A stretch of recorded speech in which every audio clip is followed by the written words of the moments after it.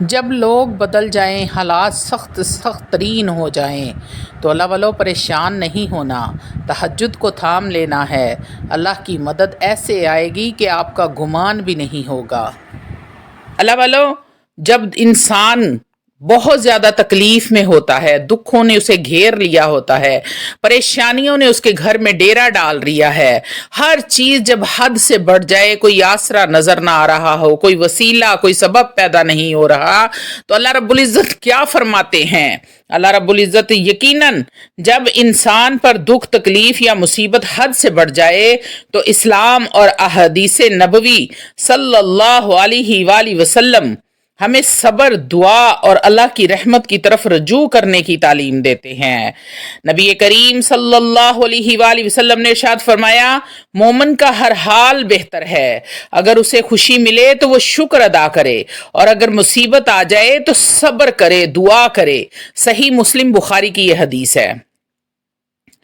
حضرت علی رضی اللہ تعالی عنہ فرماتے ہیں، صبر ایمان کے ساتھ ایسے ہے جیسے سر جسم کے ساتھ ہو۔ نبی کریم صلی اللہ علیہ وآلہ وسلم نے ارشاد فرمایا، اللہ تعالیٰ جب کسی قوم سے محبت کرتا ہے تو اس پر بے انتہا آزمائشیں ڈالتا ہے۔ ترمذی کی حدیث میں یہ موجود ہے۔ نبی کریم صلی اللہ علیہ وسلم نے پھر ارشاد فرمایا، مسلمان کو جو بھی تکلیف، بیماری، غم، رنج یا پریشانی پہنچتی ہے، ایون اگر کانٹا بھی چبھتا ہے تو اللہ اس کے ذریعے اس کے گناہوں کو معاف فرما دیتے ہیں۔ مسلم بخاری کی یہ حدیث میں آپ کو سنا رہی ہوں۔ آپ صلی اللہ علیہ وآلہ وسلم نے ارشاد فرمایا، دعا ہی عبادت ہے۔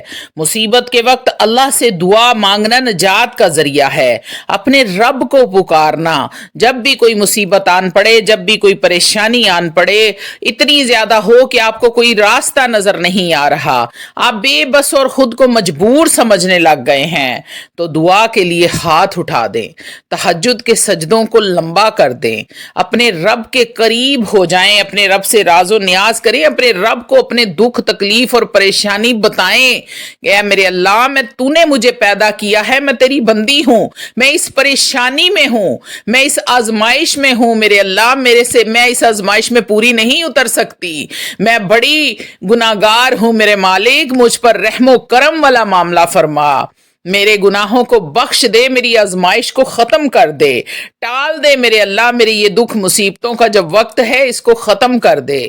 دعا بہت بڑا وسیلہ ہے، بہت بڑا ذریعہ ہے، اللہ صبر کرنے والوں کے ساتھ ہے۔ قرآن میں ارشاد فرمایا، بے شک اللہ صبر کرنے والوں کے ساتھ ہے۔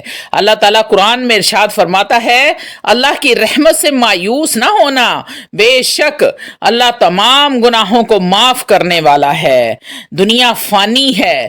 نبی کریم صلی اللہ علیہ وآلہ وسلم نے ارشاد فرمایا، دنیا قیدی خانہ کی مانند ہے، یعنی کہ دنیا ایک جیل ہے، قید خانہ ہے مومن کے لیے، اور جنت ہے کافروں کے لیے۔ مسلم بخاری کی یہ حدیث ہے کہ یہ جیل اور قید خانہ ہے مسلمانوں کے لیے، مومن کے لیے، اللہ کے نیک اور متقی پرہیزگار بندوں کے لیے، اور یہ دنیا جنت ہے کافروں کے لیے۔ حضرت عائشہ رضی اللہ تعالی عنہ بیان کرتی ہیں کہ نبی کریم صلی اللہ علیہ وآلہ وسلم نے ارشاد فرمایا، مسلمان کو جو بھی تکلیف پہنچتی ہے وہ اس کے گناہوں کا کفارہ بن جاتی ہے۔ یہ بھی مسلم بخاری کی حدیث میں ہے۔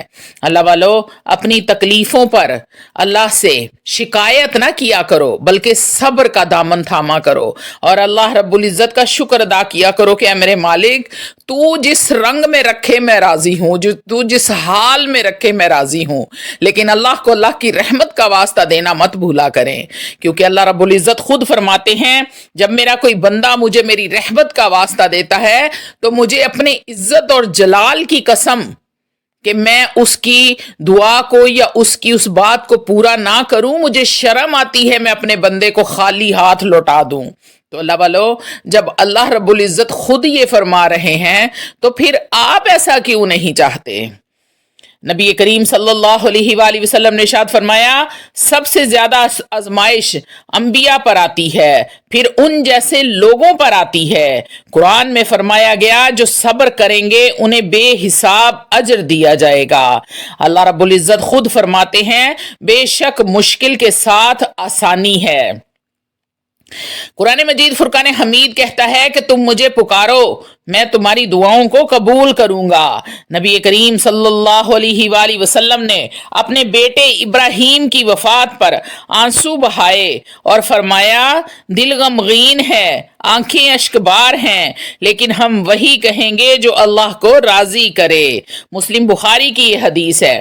تو اللہ والو جب آپ کا کوئی چلا جاتا ہے تو آپ نے آنسو بہانا منع نہیں فرمایا گیا، لیکن اللہ سے شکوہ کرنا منع کیا گیا ہے کہ یا اللہ تو نے اس کو کیوں لے لیا، یہ تو میرا بڑا پیارا تھا، یہ میرا محبوب تھا، تو نے اس کو کیوں واپس بلا لیا۔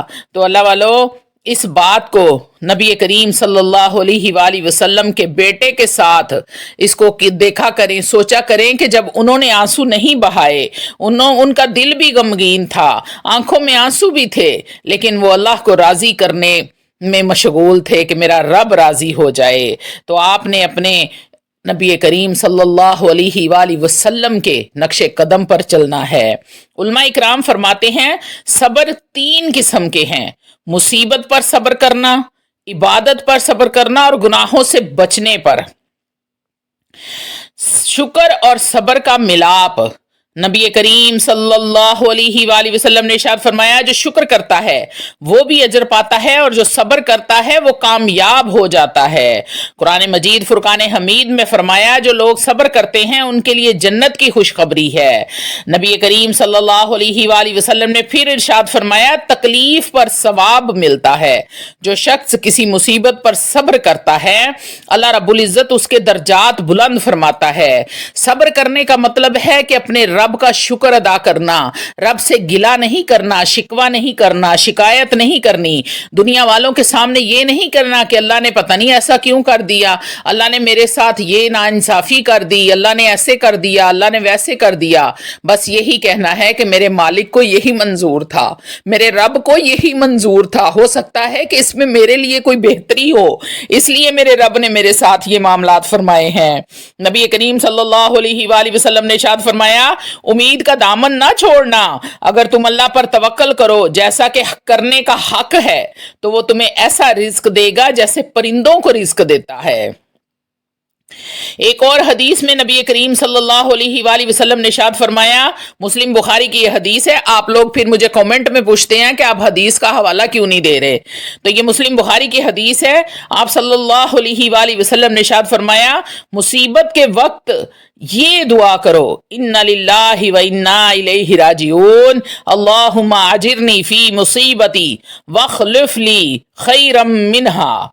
اگر کوئی بھی مصیبت، کوئی بھی پریشانی آ جائے اور آپ کو کوئی راستہ نظر نہ ہو، آپ کو لگ رہا ہو کہ یہ دنیا کی ساری پریشانیاں میرے ہی نصیب میں کیوں اللہ نے لکھ دی ہیں، تو اپنے رب سے راز و نیاز کر لو، تہجد کے سجدوں کو لمبا کر دو، سجدہ کرو اور اپنے رب کے سامنے گریہ زاری شروع کر دو۔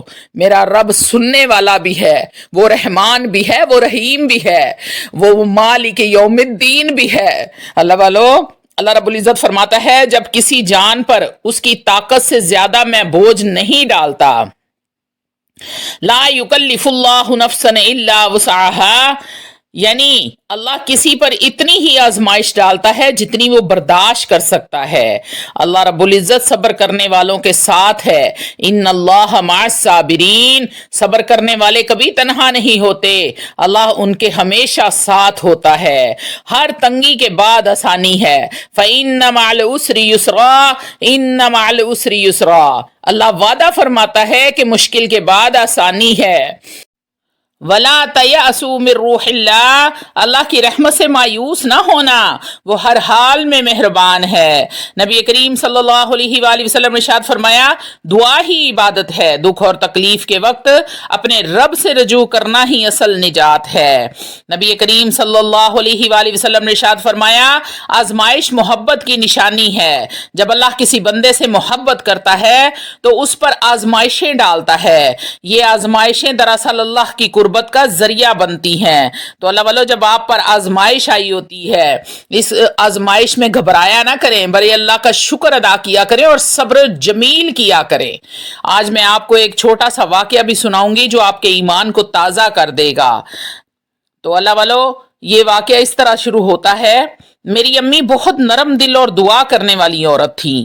بچپن میں جب بھی مجھے بخار ہوتا وہ میرے سر پہ ہاتھ رکھ کر قرآن مجید کو پڑھا کرتی، کہتی تھی بیٹا ماں کی دعا کبھی رد نہیں ہوتی۔ پھر ایک دن وہ بیمار ہو گئی، کینسر آخری سٹیج پر۔ ڈاکٹروں نے کہا تیاری کریں، وقت زیادہ نہیں ہے۔ میں ہر رات اللہ سے گڑ گڑا کر دعا کرتی، یا اللہ میری ماں کو بچا لے، مجھے کچھ دے دے لیکن میری ماں ٹھیک ہو جائے۔ لیکن وقت گزرتا گیا، وقت ہاتھ سے نکلتا گیا، پھسلتا گیا اور امی کی تکلیف بڑھتی گئی۔ ایک رات میں ان کے پاس بیٹھی تھی، وہ بڑی ہی کمزور ہو چکی تھی، سانسیں دھیمی، آواز مدھم۔ میں نے ان کا ہاتھ پکڑا، آنکھوں سے آنسو گر رہے تھے۔ امی نے میری طرف دیکھا، مسکرائیں اور کہا بیٹا ہر دکھ اللہ کا بدلہ دیتا ہے، صبر کرنا، صبر ہی اللہ رب العزت کو پسند ہے۔ ان اللہ مع الصابرین، صبر کرنے والے ہی اللہ کو پسند ہیں۔ یہ ان کے آخری الفاظ تھے۔ وہ مسکرا کر دنیا سے رخصت ہو گئی۔ میں چیخی، روئی، زمین پہ گری، لیکن وہ جا چکی تھی نہ کبھی واپس آنے کے لیے۔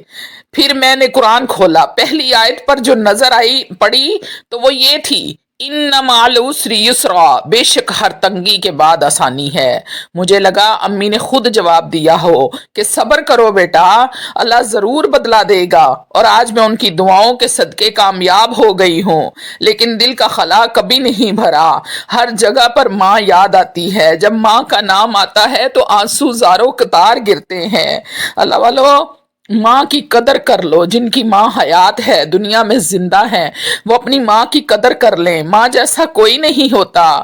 اگر ماں زندہ ہے تو اس کے پاؤں دبایا کریں، اس کے لیے دعا کیا کریں، اس کو گلے لگایا کریں، پیار کیا کریں۔ اگر وہ چلی گئی ہیں تو آنکھیں بند کر کے اللہ سے کہو یا اللہ میری ماں کی قبر کو جنت کا باغ بنا دے، اے اللہ میری ماں کی قبر کو جنت کا باغ بنا دے، اس کے تمام اگلے پچھلے ظاہری باطن جو بھی گناہ تھے ان کو معاف فرما کر جنت الفردوس میں اعلیٰ سے اعلیٰ مقام عطا فرما دے۔